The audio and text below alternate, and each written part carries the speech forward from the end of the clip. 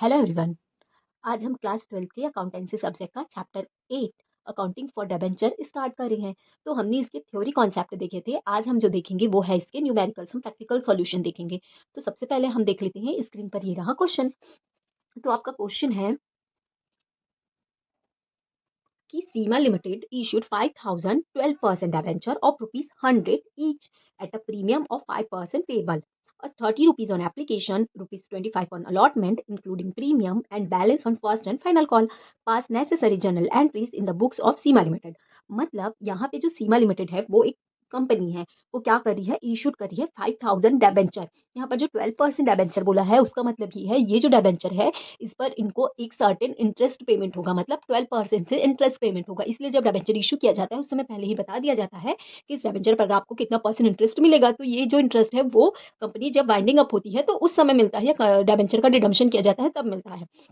तो यहाँ पे जब हम एंट्रीज करेंगे तो जहाँ पर डिबेंचर वर्ड यूज होगा वहां पर ये परसेंट बताना कंपलसरी होगा कि ये 12% वाले डिबेंचर हैं। तो इसको क्या है, पर डिबेंचर है 100 रुपीज वाले हैं और उनको प्रीमियम पर क्या किया गया है, इशू किया गया है। तो प्रीमियम भी कितना बोला है, 5%। तो यहाँ पर जो फेस वैल्यू है 100, तो 100 का हम जब 5% लेंगे तो वो 5 रुपीज हो जाएगा। तो मतलब 100 का इसका फेस वैल्यू है डिबेंचर का और 5 रुपीज उनका प्रीमियम है। और इनको अलॉट इंस्टॉलमेंट में अलॉट किया गया है। जैसे शेयर को इंस्टॉलमेंट और लमसम मेथड में इशू किया जाता है, सेम वही डिबेंचर का भी है कि डिबेंचर को लमसम में भी इशू किया जाता है, इंस्टॉलमेंट में भी इशू किया जाता है और अदर कंसिडरेशन। तो वो अकॉर्डिंग टू क्वेश्चन कौन से मेथड अपनाते हैं उसके अकॉर्डिंग है। तो यहाँ पर ये है 30 रुपीज एप्लीकेशन पर है, 25 रुपीज ऑन अलॉटमेंट है इंक्लूडिंग प्रीमियम। मतलब यहाँ पर जो 25 रुपीज है वो 5 रुपीज उनका प्रीमियम था, 20 रुपीज उनका कैपिटल अमाउंट बोल सकते हैं, बट कैपिटल वर्ड यूज नहीं कर सकते, हम डिबेंचर वर्ड यूज करेंगे। और आपका balance amount first and final call. तो आपका जो 100 रुपीज है उसमें अगर आपका 30 rupees application, 20 rupees allotment, 5 premium बचा, तो आपको 105 में जो 50 रुपीज बचा वो क्या हो जाएगा, first and final call. Company की बुक्स में आपको नेसेसरी जर्नल एंट्रीज करने बोला गया है। तो आइए देखते हैं इसका सॉल्यूशन। तो स्क्रीन पर ये रहा इसका सॉल्यूशन। तो हम ये बताएंगे कि in the books of Seema limited, हम किसकी बुक्स में बना रहे हैं, सीमा लिमिटेड के में क्या बना रहे हैं, जर्नल एंट्रीज। तो हमारा फॉर्मेट क्या रहेगा, वही same, date, particulars, LF, debit amount, credit amount. अब यहाँ पे सेम कॉन्सेप्ट याद रखना, जिस तरीके से हम शेयर की एंट्रीज करते थे सेम उसी तरह डेबेंचर की भी एंट्री होगी, कोई डिफरेंस नहीं होगा। बस ये याद रखना है, जहाँ पर हम शेयर वर्ड यूज करते हैं वहां पर डेबेंचर वर्ड यूज होगा और डेबेंचर को एक सर्टेन परसेंट से बताया जाता है, क्योंकि यहाँ पे पहले से ही प्री डिसाइडेड होता है कि डेबेंचर का जब भी रिडम्पशन होगा या कंपनी वाइंडिंग अप होगी तो उसको कितना परसेंट इंटरेस्ट पेमेंट होगा। तो सबसे पहले हम एप्लीकेशन को रिसीव्ड की एंट्री करेंगे, फिर अलॉट एप्लीकेशन के ट्रांसफर की, फिर allotment due, received, calls due, call receive, same इसका डिटेल चलेगा। कंपनी क्या करती है, एड पर पे इशू करती है, प्रीमियम पे, डिस्काउंट पे। तो ये जो हमारा क्वेश्चन है वो प्रीमियम वाला है। तो सबसे पहले प्रीमियम भी अलॉटमेंट पे बोला है, तो यहाँ पर एप्लीकेशन को हम क्या करेंगे, रिसीव्ड करेंगे। तो जब रिसीव्ड करेंगे तो क्या हो जाएगा, bank account debit to 12% debenture allotment.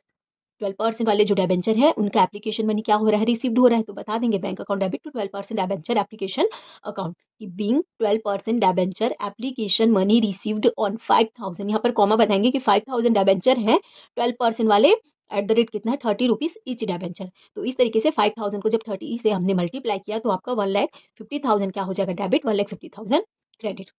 ये रहा डिबेंचर के एप्लीकेशन मनी रिसीव्ड की।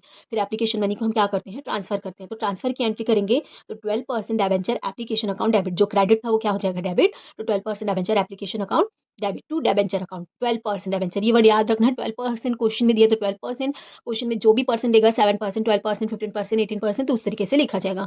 तो 12% डिबेंचर अकाउंट आपका 1,50,000 डेबिट, 1,50,000 क्रेडिट की being 12% debenture application money transfer to 12% debenture account. मतलब डिबेंचर एप्लीकेशन मनी को डिबेंचर अकाउंट में ट्रांसफर किया जा रहा है। तो इस तरीके से एप्लीकेशन मनी की रिसीव्ड की एंट्री होगी और इस एप्लीकेशन मनी को ट्रांसफर की एंट्री होगी। अब हम क्या करेंगे, अलॉटमेंट की एंट्री करेंगे। तो जब अलॉटमेंट की एंट्री करेंगे तो ड्यू की एंट्री करेंगे, क्योंकि कंपनी सबसे पहले क्या करती है, एप्लीकेशन मनी रिसीव करके तो ट्रांसफर कर ली। अब जितने भी बाकी के इंस्टॉलमेंट होंगे, अलॉटमेंट हुआ, कॉल्स हुआ, तो उनको पहले कंपनी ड्यू करती है, ये अज्यूम करती है कि इतना अमाउंट मिलेगा, उसके बाद एक्चुअल में रिसीव करती है। तो सबसे पहले अलॉटमेंट की ड्यू की एंट्री करेंगे, तो same 12% debenture allotment account debit to 12% debenture account, और प्रीमियम वाला है तो इसलिए टू सिक्योरिटी प्रीमियम अकाउंट की being 12% debenture allotment money due on 5000, 12% debenture at the rate 25 rupees each debenture including 5 rupees premium amount. मतलब हम यहाँ पर क्या कर रहे हैं, अलॉटमेंट मनी ड्यू कर रहे हैं, डिबेंचर अलॉटमेंट मनी 5000 डिबेंचर है, 25 रुपीज ईच डिबेंचर है, जिसमें 5 रुपीज प्रीमियम का क्या है, इंक्लूड है। तो यहाँ पर हम समझ सकते हैं कि जो 5000 डिबेंचर है 20 रुपीज उसका फेस वैल्यू हो गया, तो ये 1 लाख और 5000 इंटू 5 उसका प्रीमियम अमाउंट हो गया तो 25,000। अब उसको यहाँ पर हम बता सकते हैं कि 1 लाख डिबेंचर अकाउंट में जा रहा है और 25,000 सिक्योरिटी प्रीमियम में, तो इस तरीके से टोटल कितना हुआ 1,25,000 डेबिट।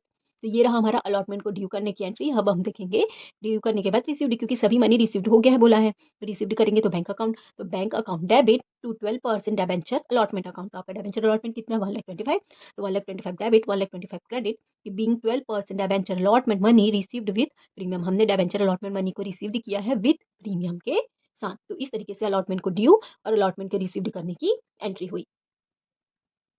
अब हम क्या करेंगे, एप्लीकेशन हो गया, अलॉटमेंट हो गया।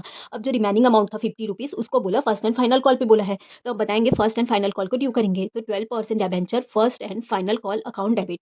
12% डिबेंचर के first and final call account को क्या करें, डेबिट कर रहे हैं कि टू 12% डिबेंचर अकाउंट की being 12% debenture first and final call money due on 5,000 12% debenture at the rate ₹550 each debenture. आपके debenture first and final call money को ड्यू किया जा रहा है। 5,000 आपका डिबेंचर है 12% वाले, जिसमें 50 रुपीज ईच है, तो आपने 5,000 को 50 से मल्टीप्लाई किया तो कितना हो गया 2,50,000। तो 2,50,000 डेबिट 2,50,000 क्रेडिट। तो इस तरीके से हमने क्या किया, debenture first and final call money को ड्यू किया।